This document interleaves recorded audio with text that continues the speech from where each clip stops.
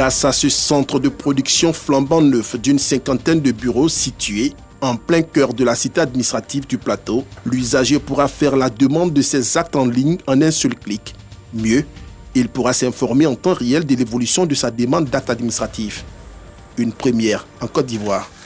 L'objectif est d'accroître d'une part les capacités actuelles de production de la chaîne foncière à 60 000 ACD pour la première année et le porter à 100 000 ACD pour les prochaines années.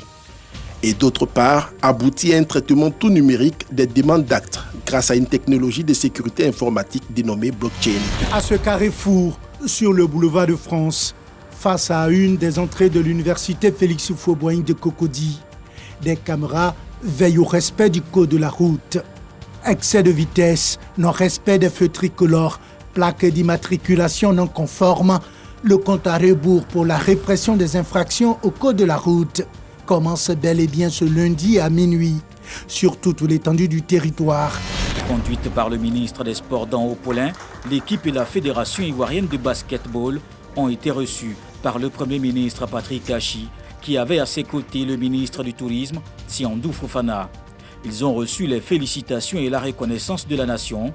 Les joueurs et les dirigeants fédéraux ne sont pas insensibles à cette marque d'attention. L'annonce a été faite ce mercredi par le comité de veille sanitaire. Dès ce jeudi 9 septembre, c'est la mixité des doses AstraZeneca et Pfizer.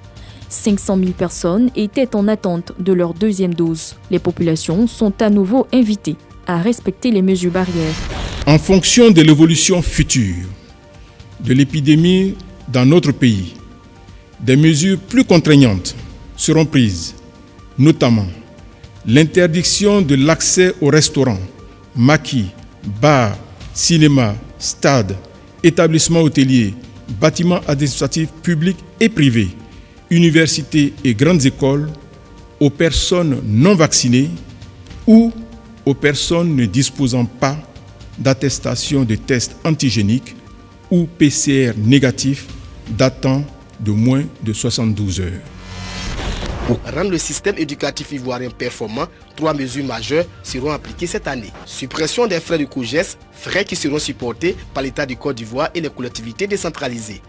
Une enveloppe supplémentaire de 18 milliards de francs CFA vient d'être dégagée en soutien au COGES.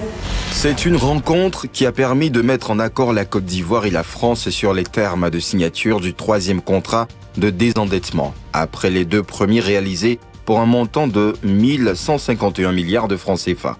Après cette étape de négociation, la prochaine étape sera sans aucun doute la signature du 3e contrat de désendettement qui va s'étendre sur la période de 2021 à 2025. CICG, le citoyen au cœur de l'action gouvernementale.